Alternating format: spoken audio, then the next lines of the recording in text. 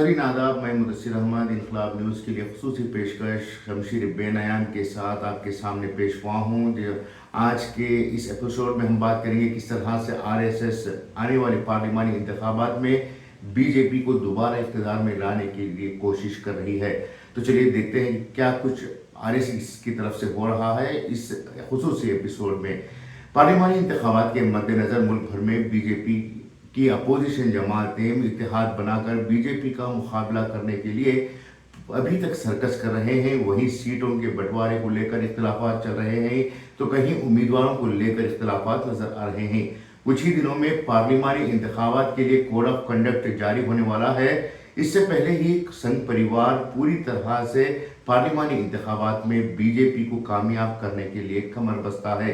कांग्रेस समेत दूसरी सियासी पार्टियां अभी तक उम्मीदवारों को सीटों के बंटवारे को लेकर चार दीवारी में बहस मुबाहिसे कर रहे हैं। खुसूसन कर्नाटक में कांग्रेस पार्टी अभी भी इख्तिदार पर आने के नशे से बाहर नहीं निकली है।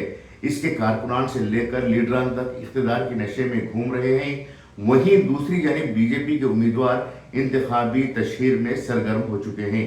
गौरतलब बात यह है कि बीजेपी को इख्तिदार में लाने के लिए बीजेपी के उम्मीदवारों से ज्यादा संघ परिवार के कारकुनान घर घर पहुंच रहे हैं और आने वाले इंतखाबात के लिए मोदी और बीजेपी के गुण गा रहे हैं।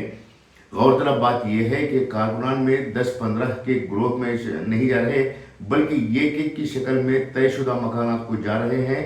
कांग्रेस और दीगर सियासी जमातों की तरह ग्रोह की शक्ल में जाकर हल्ला बोलने के बजाय आरएसएस के कारकुनान एक फर्द की शक्ल में जाकर एक घर में जाकर राम, अयोध्या और मोदी के मामला को लेकर लोगों के साथ तबादला ख्याल कर रहे हैं। साथ ही साथ वो लोगों के मसाइल को जानने और आने वाले पार्लिमानी इंतखाबात के बाद उन्हें हल करने के लिए भी वो मुसलसल वादे कर रहे हैं। लोगों को इस जानिब मुतवज्जा करवा रहे हैं कि आने वाले पार्लिमानी इंतखाबात में अगर मोदी को नहीं लाया जाता है तो मुल्क और हिंदू दोनों खतरे में आ जाएंगे। कांग्रेस व दीगर सेकुलर सियासी जमातें वो हिकमत के साथ काम करने के लिए बिल्कुल भी तैयार नहीं है। यहाँ तक कि कांग्रेस कारकुनान या फिर दूसरी सेकुलर सियासी जमातों के कारकुनान वोटर लिस्ट की तरतीब देने के लिए भी तैयार नहीं है। अलबत्ता मुसलमानों का एक तबका वोटर लिस्ट में नाम जमा करने के लिए कैंपों का तो इनकाद कर रहा है, लेकिन कांग्रेस समेत दीगर सेकुलर सियासी जमातें जमीनी सतह पर उतरकर काम करने के लिए अभी तैयार नहीं है। यहाँ एक बात यह भी है कि कांग्रेस पूरी तरह से मुसलमानों के वोटों पर मुनहसिर है और ये समझ रही है कि मुसलमान तो कांग्रेस को ही वोट देंगे। हाँ, यकीनन अगर मुसलमान पूरी तरह से कांग्रेस पार्टी को ही वोट देने वाले हैं, क्योंकि कर्नाटक में मुसलमानों के पास कांग्रेस के अलावा और कोई मुतबादिल सियासी जमात नहीं है।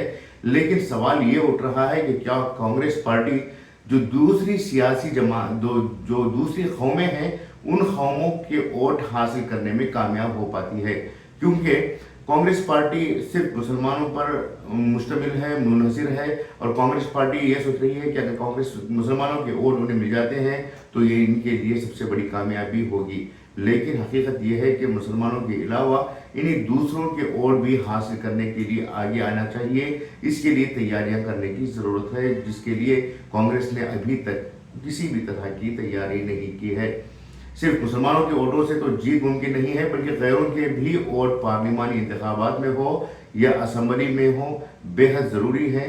तो क्यों कर कांग्रेस और दीगर सियासी पार्टियां चुपचाप बैठी हुई हैं, ये सबसे बड़ा सवाल है। ज़रूरत इस बात की है कि कांग्रेस पार्टी के लीडरों को इख्तिदार पाने के लिए मैदान में उतरना होगा और सिर्फ मुसलमानों को बली का बकरा बनाने के बजाय दूसरी कौमों को भी अपनी तरफ राग़िब करने की ज़रूरत है। कांग्रेस के जो सीनियर लीडर्स हैं अगर वो इस जानिब तवज्जो देते हैं तो यकीनन कुछ हद तक कामयाबी इनके लिए आसान होगी, वरना गुज़िश्ता इंतखाबात की तरह ही नतायज इनके सामने आ सकते हैं। ये थी आज के शमशीर बेनयान में मुख्तसर सी तफसील, मुख्तसर सी रिपोर्ट। उम्मीद कि आप इस रिपोर्ट को पसंद करेंगे और हमारे चैनल को, हमारे इस वीडियो को पसंद करते हुए, लाइक करते हुए शेयर करेंगे। मैं मेज़बान मुदस्सिर अहमद आपकी खिदमत में दोबारा पेश हूँगा। तब तक के लिए इजाज़त दें। शुक्रिया।